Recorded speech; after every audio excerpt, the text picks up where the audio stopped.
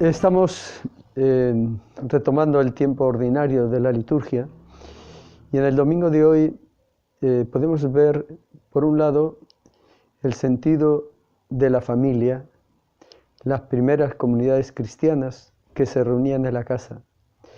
El Evangelio comienza diciendo que Jesús con sus discípulos va a la casa y tanta gente se juntaba que no les dejaban comer, ¿no?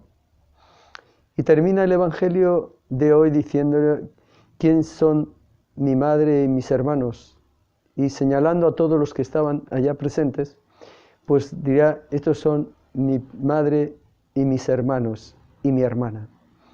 ¿Qué es lo que quiere decir?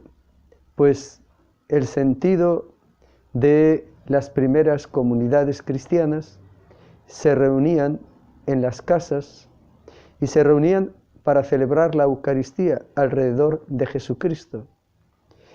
Y se trataban entre ellos como hermanos y compartían de tal manera que nadie pasaba necesidad, ¿no?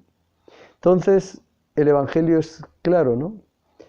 Frente a lo que cuando dicen, está ahí tu mamá y tus hermanos, judíos ellos, y es que Jesús forma una nueva comunidad, es la nueva alianza, el nuevo pueblo de Dios será la Iglesia. La antigua alianza, el antiguo pueblo, el pueblo judío, pero el nuevo pueblo de Dios.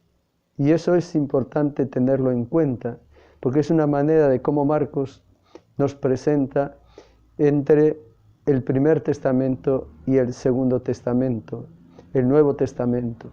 ¿Qué significa la nueva familia? ¿Quiénes son la madre y los hermanos?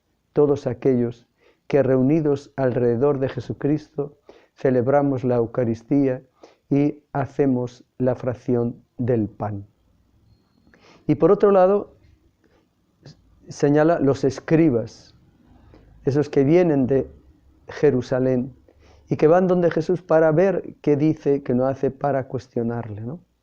Que significa que Jesús realiza su misión fuera de la ciudad, en la periferia, en la Galilea de los gentiles. Y ahí lo que vemos claramente los escribas que representan la ley. Y cuando dice Jesús todo ese ejemplo, ¿no? Porque ellos decían, actúa el nombre de Belcebú, etc. Pues no es más que, dice, el único pecado que no se perdonará es el pecado contra el Espíritu. Claramente, Jesús actúa movido por el Espíritu, los escribas en la ley.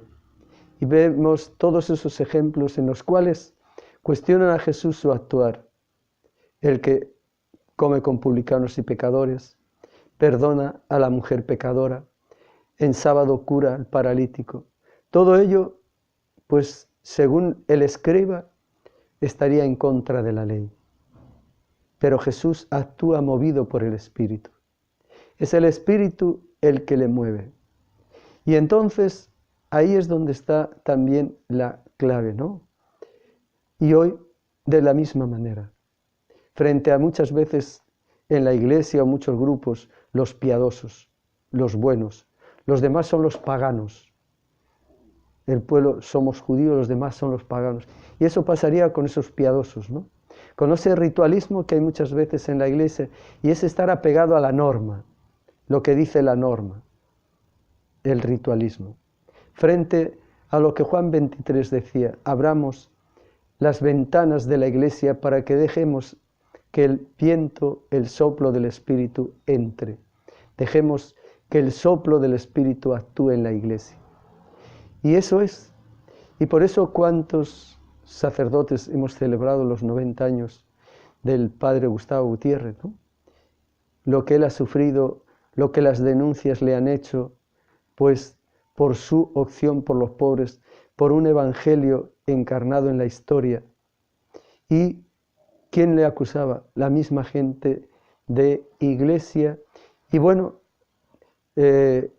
podríamos, no, Belcebú, Satanás, como le acusaron a Jesús, pues de la misma manera le acusaron al padre Gustavo de marxista, de hacer sociología, etcétera, etcétera.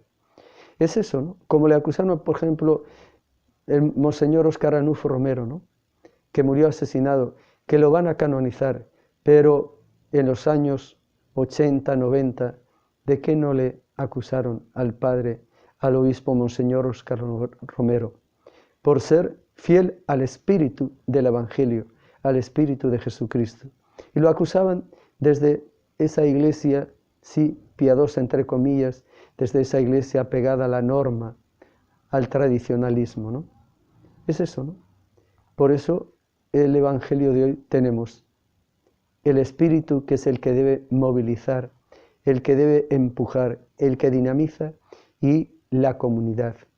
La iglesia, comunidad, familia, reunida alrededor de Jesucristo, siendo todos hermanos y compartiendo la fracción del pan.